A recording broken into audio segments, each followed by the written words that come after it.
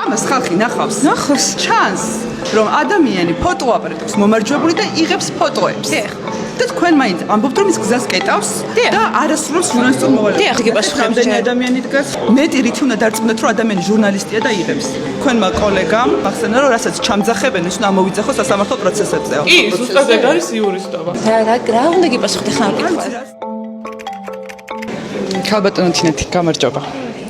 რამდენიმე შეკითხვა გვაქვს თქვენთან, პუბლიკის ჟურნალისტი ვარ ნათია ამირანაშვილი. თუ შეიძლება რო ჩაგვეწეროთ.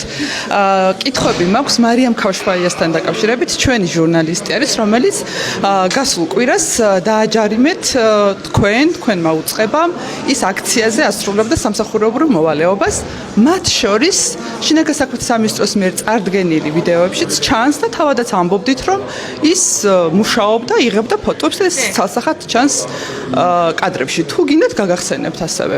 თუ გახსოვთ მისი შემთხვევა, გახსოვთ კონკრეტულად, ხო? შინაგან საქმეთა სამინისტრომ გადაწყვიტა, რომ დაჯარიმებულიყო. ასე თქო იყო შედგენილი კონკრეტულ დღესთან მიმართებით, არ მახსოვს ზუსტად რომელი დღე იყო, თუ ავსებით თებერვლის რომელიმე დღე იქნება და ვიდეო ჩანაწერით დასტურდებოდა, რომ ქალბატონი მარიამი კეტავდა ტრანსპორტის სავალგზას და ამის გამო შედგა სამართალდროების ოქმი. ხოლო უშუალოდ დაჯარიმების თქვენ კითხავს მისვათ დამასრულებინეთ ერთი წამით და გიპასუხეთ. მივიღე პასუხი, რომ ადამიანი ჟურნალისტი კეტავდა გზას. მე მინდა რომ მაჩვენოთ. სხვა დამისვით. ხელი დაადოთ. სად კეტავს ადამიანი ჟურნალისტი? ეხლა მანამდე რო კითხვა დამისვით, იმას გიპასუხებ. რამდენი ადამიანი დგას? ვიცი, ჩემ წარდგენილი ვიდეოა. დიახ, ხო. მე მაინც მიგაჩნიეთ, რომ მარიამ ქავშფაია და ეს არის კონკრეტული, ეს არ არის წამით, ეს არის კონკრეტული კადრი, სადაც მარიამის სახე ჩანს.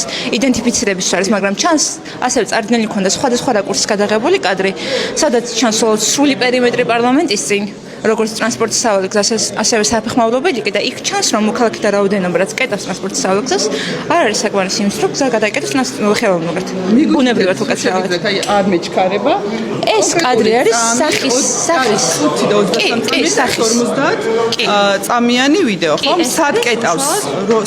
ხო, განგიმარტეთ, ეს არის უშუალოდ კადრი. ან არ გაქვთ ყველა კადრი. ან შემთხვევაში. მეორეც მაქვს 50. ხო, ეს არის, დიახ, ეს არის სრული პერიმეტრის სამსახველი კადრი. და ის სადაც ქალბატონი მარიამის 23 წამზე ჩანს. კი ბატონო, უბრალოდ მე მაყურებლისთვის განმარტავ, რომ 23 წამზე ჩანს სად ფოტოაპარატის ჩანს როგორი იღებს ადამიანი. ფოტოაპარატი უკეთია, თუმცა არ უკეთია ბეიჯი, რომელიც ადასტურებს ამას და ასევე არ ჩანს მისი სამსახურებრივი მოვალეობის შესრულება. ჩვენ წარმოგიდგინეთ შესაბამისი დოკუმენტები, რომ ის არის ჩვენი თანამშრომელი, რომ იყო ჟურნალისტი და ასრულებდა სამსახურებრივ მოვალეობას. თქვენ ჟურნალისტი მეტით რითი უნდა წარმოადგენთ?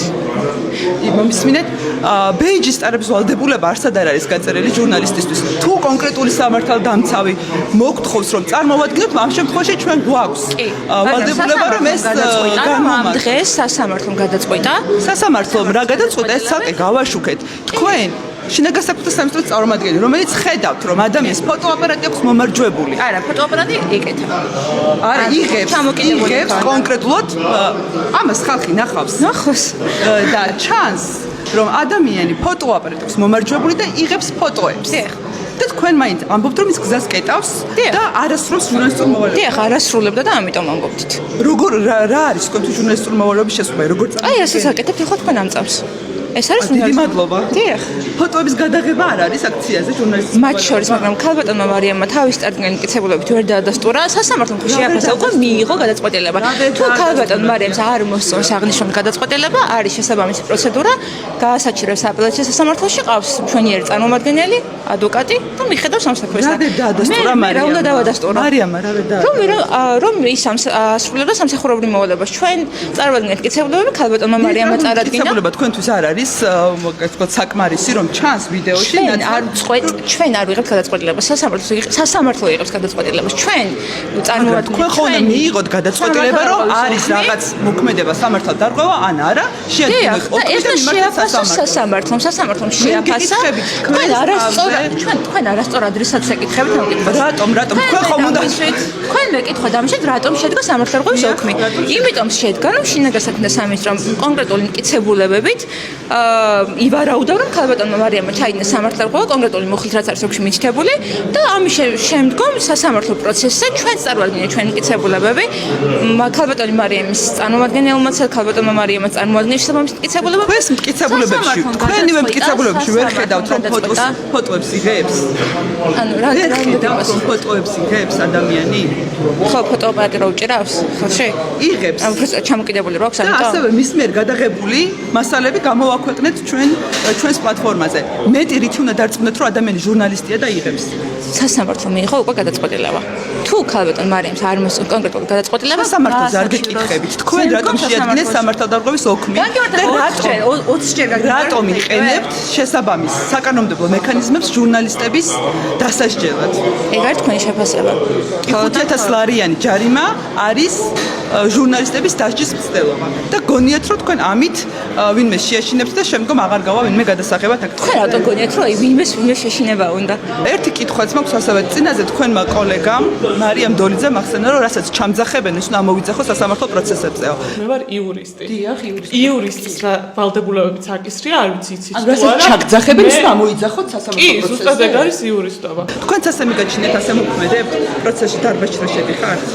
რა უნდა გიპასუხოთ ახლა ამ კითხვაზე? რაც გინდათ? ჩემმა კოლეგამ რა გიპასუხათ, მე რატომ ეკითხები? და მე ჩემი კოლეგა ვარ ახლა?